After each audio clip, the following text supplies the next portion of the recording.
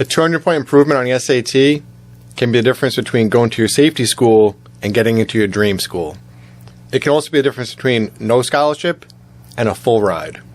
And I know a 200-point jump seems like a lot, but we've seen it happen over and over again here at Caddell Prep. We've seen students go from an 1150 to a 1350, and even students go from a 1350 up until a 1550. But here's the thing. A 200-point improvement doesn't happen by accident. It takes a specific process, and I'm going to go through that exact process with you. No fluff, no gimmicks, just what works. Before I talk about what works, let me talk about what doesn't work, because this is where most students get it wrong. The number one mistake I see is starting without a plan. Students just buy a book, they go through it, and they waste a lot of time going through stuff they already know instead of getting into the stuff that actually is going to help them improve their scores. And by the time they get to that point, they're already burnt out from doing the stuff that didn't have any effect at all. The second mistake is just practicing practice problems without learning the underlying concepts. Because if you do a practice problem and you learn how to do that, you'll know how to do that exact problem. But if the SAT throws you some sort of wrench in the way that the problem is presented, you're going to get trapped, you're going to get stuck, you're not going to know what to do. And the third mistake is not sitting down and taking a full-length test. The test is over 2 hours long, fatigue sets in, you have to learn the pace of taking the test. So by not doing that, you're not preparing yourself to take the real test. If you want, you can take one for free on our website. Those three mistakes, no plan, not learning the concepts, and not taking a realistic practice test, are the main reason why students' preparation fails. So let's go through the process that fixes that. Step one is taking a diagnostic test. Everything starts with a diagnostic test. This is a full-length practice SAT that's going to give you feedback under realistic conditions. The purpose of taking a diagnostic test isn't to try and get a good score on that test. It's to introduce you to the test so you learn the pacing of it, you can identify the topics you struggle in, and you could see, do I have enough time? Am I completing everything quickly enough? Do I have to speed up? So it's just to set a baseline so you know what to do and you're informed about your plan. I cannot stress this enough. Do not skip this step. Start with a diagnostic test. Step two is target your weakest areas. Once you take your diagnostic test, you can identify what areas you're weakest in. And more importantly, not just what you're weakest in, but where you're losing the most points. So you might be really weak in one topic, but if that topic doesn't appear a lot on the test, that's not the point that you should focus on. You should focus on the topic where you have the most room to improve.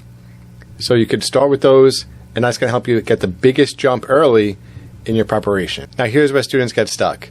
They know what they're weak in, but they don't know how to prepare. So let's say you find out you're weak in quadratic equations, or you're weak in punctuation, but you don't know how to attack it to improve. I recommend breaking this down into small lessons and building on each lesson until you master it. Okay, and after you do it, you have to practice problems so you can learn how to apply those concepts. So small lessons and practice problems, which is exactly what we do in our on-demand course. But whether you're using our course or something else, the strategy remains the same. Isolate what you need to work on, learn it, practice it, and then don't move on until you've gotten pretty good at it. The fact that the test is adaptive matters. Okay, the first section in English is going to be a regular section, and then the second one is going to be either the harder questions or the somewhat easier questions. And same thing for math.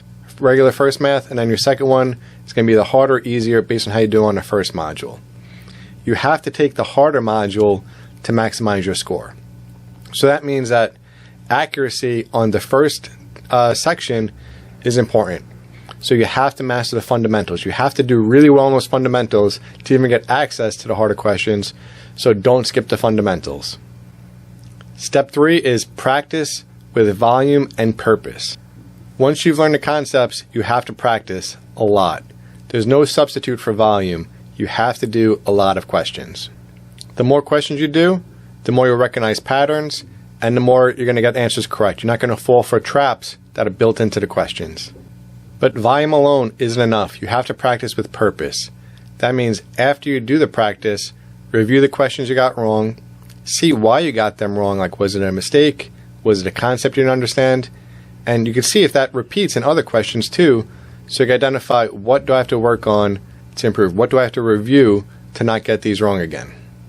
So you need a good bank of questions, whether that's from buying multiple books or using our on-demand course with thousands of questions.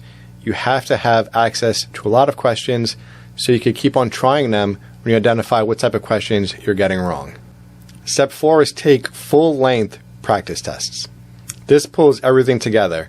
After you've worked on what you need to work on and you feel like you've improved in the areas you need to improve on, you have to sit for full-length practice tests. There are a couple reasons why this matters. The first one is stamina. You have to make sure you have mental stamina to complete the over 2-hour test. So working at it correctly, sitting down for that time is going to get you mentally prepared for the real test. Some people might get tired after an hour and a half, and they don't have the mental stamina to really focus for that last half hour. You have to get practice in to get ready for it on the real test. And the second reason is pacing. You have to get used to the pace that allows you to answer each question without rushing, or recognize, am I wasting too much time on this question, and should I move on so that I have enough time for the other questions? The only way you're going to learn that is by taking practice tests. And step 5 is build confidence. Something that doesn't get enough attention in SAT prep is lack of confidence in students. A lot of students, before they go into the SAT or before they even start practice, have this idea that they're bad test takers. And if you believe that, you're not going to have the confidence to be a good test taker. So you're kind of sabotaging yourself by believing that. But the confidence to be a good test taker doesn't just come from positivity. It comes from preparation. So by practicing, by reviewing, by going through all the steps, you're going to build that confidence so that you're ready for the test.